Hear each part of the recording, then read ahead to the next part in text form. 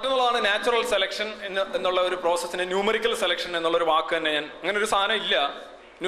Numerical selection എന്ന് പറയുമ്പോൾ നമ്മൾ ഉദ്ദേശിക്കുന്ന അടിസ്ഥാനപരമായിട്ട് ഒരുപാട് പേര് പറയുന്ന കാര്യങ്ങൾ ശരിയാണെന്ന് തോന്നാനായിട്ടുള്ള അല്ലെങ്കിൽ സ്വീകരിക്കാനായിട്ടുള്ള നമ്മുടെ മസ്തിഷ്കത്തിന്റെ ഒരു ശ്രമം. അതെന്തുകൊണ്ടെന്ന് വെച്ച് കഴിഞ്ഞാൽ ഇപ്പോൾ നിങ്ങൾ റിയാലിറ്റി ഷോകളിലൊക്കെ കണ്ടിട്ടുണ്ടാവും, കുറേയധികം പേര് അവസാനം ഈ ഓഡിയൻസ് പോൾ എന്ന് പറയുന്ന സാധനമുണ്ട്. ഉത്തരം അറിയില്ല, അപ്പോൾ ഓഡിയൻസ് പോളിന് വിടുക. 80% പേര് പറയുന്നു ഉത്തരം എ ആണ് ശരിയെങ്കിൽ നിങ്ങൾ ശരി, ഉത്തരം എയിലേക്ക്. ഇതിന് പല കാരണങ്ങളുണ്ട്. ഒന്ന്, ഇത്രയും പേർക്ക് ഒരുമിച്ച് തെറ്റുമോ എന്നുള്ള ചോദ്യം. പിന്നെ മാത്രം ഒരുപാട് പേര് പറയുന്ന ഒരു കാര്യം ശരിയായിക്കൂടെ എന്നുള്ള ഒരു ധാരണ. ഇതെല്ലാം ഷോർട്ട് കട്ട്സ് ആണ്. ഷോർട്ട് കട്ട്സ് എന്ന് പറഞ്ഞു കഴിഞ്ഞാൽ വളരെ ചെറിയ സമയം കൊണ്ട് അല്ലെങ്കിൽ ചെറിയ വിഭവങ്ങളുടെ ഉപഭോഗം കൊണ്ട് ഏറ്റവും നല്ല റിസൾട്ട് ഉണ്ടാകും. അതാണ് ഷോർട്ട് കട്ട് എന്ന് നമ്മൾ ഉപയോഗിക്കുന്നത്. കറക്റ്റ് വഴി പോവാതെ ഇടയ്ക്കൂടെ കയറി പോവുക. അതുകൊണ്ട് മസ്തിഷ്കത്തിന് നമുക്ക് ലാഭമുണ്ട്. നമ്മുടെ കുറച്ച് ഊർജ്ജം മാത്രമേ പോവുള്ളൂ. കാരണം നമ്മൾ ചിന്തിക്കാനായിട്ട് നമുക്ക് ഒരുപാട് കാര്യങ്ങൾ ആവശ്യമുണ്ട്. ഒന്ന്,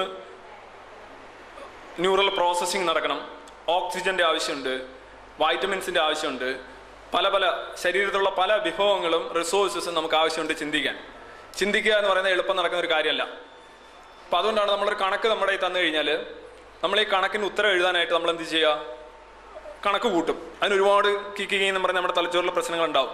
അതിന് പറയാൻ നമ്മൾ തൊട്ടടുത്തിരിക്കുന്ന ഒരാളുടെ ആൻസർ നോക്കി എഴുതാണെന്നുണ്ടെങ്കിൽ എത്ര എളുപ്പം.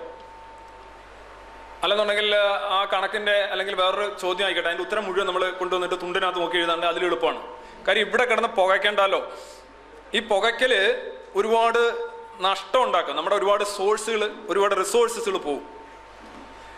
അത് ഉദാഹരണമായിട്ട് ഇപ്പോൾ നമ്മളിപ്പം ഒരു എനിമി വരികയാണെങ്കിൽ 3 രീതിയുണ്ട്. ഒന്ന്, ഓടി ഒളിക്കുക, ഓടുക, മറ്റൊന്ന് ഒളിച്ചിരിക്കുക, മറ്റൊന്ന് നേരിടുക. ഈ 3 ഓപ്ഷൻസ് നോക്കുക.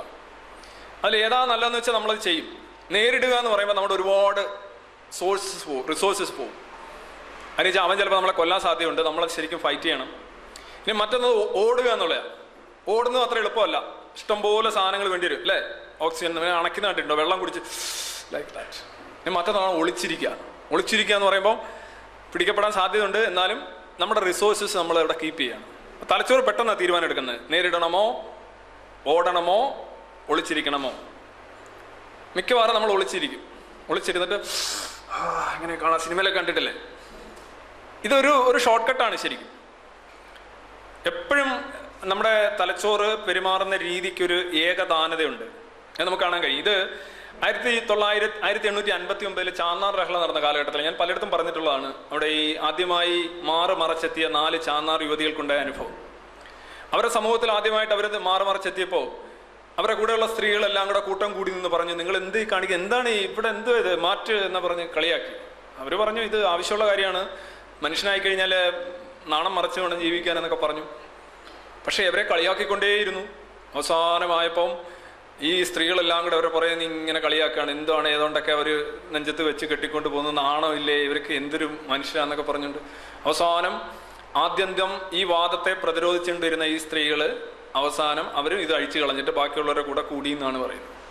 ഇതാണ് ഈ ന്യൂമറിക്കൽ സെലക്ഷൻ. സംഖ്യാപരമായിട്ടുള്ള തീരുമാനങ്ങൾ കൂടുതൽ പേര് പിന്തുണയ്ക്കുന്നത്, ചുറ്റുമുള്ളവർ പിന്തുണയ്ക്കുന്നവർ, അവരും ഇവരും പറയുന്നത് പിന്തുടരാനായിട്ടുള്ള ഒരു ത്വര മസ്തിഷ്കത്തിനുണ്ടാവും. ഇതാണ് ഈസി റൂട്ട്. അതാണ്. മറ്റൊന്നാണ് ഷോർട്ട് കട്ട്. പെട്ടെന്നൊരു കാര്യത്തിന് ഷോർട്ട് കട്ട് എടുക്കുക.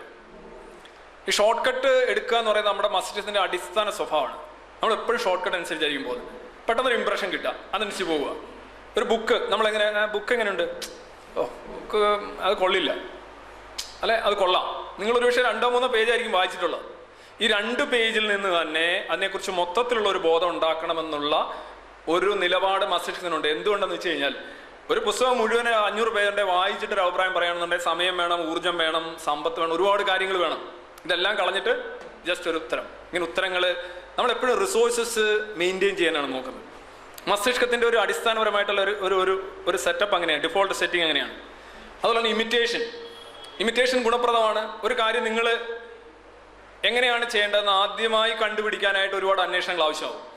അതേസമയം വേറൊരാൾ ചെയ്തിട്ടുണ്ടെങ്കിൽ ഒരു റെസിപ്പി, ഫോർ എക്സാമ്പിൾ ഒരു റെസിപ്പി നിങ്ങളുടെ കയ്യിൽ കിട്ടുന്നുണ്ടെങ്കിൽ അരി ഇത്ര, മുളക് ഇത്ര, വെള്ളം ഇത്ര, ഉപ്പ് ഇത്ര, 2 കിലോ അല്ലേ, ഇതെല്ലാം കൂടെ വെച്ചുകൊണ്ട് നമുക്കൊരു ഡിഷ് ഉണ്ടാക്കാൻ എളുപ്പമാണ്. പക്ഷെ നമ്മൾ തന്നെ ഉണ്ടാക്കിയെടുക്കുകയാണെന്നുണ്ടെങ്കിൽ ഓരോ ദിവസവും നമ്മളിങ്ങനെ ചെയ്ത് ചെയ്ത് ചെയ്ത് ചെയ്ത് ഒരുപാട് സമയം വേണ്ടി വരും.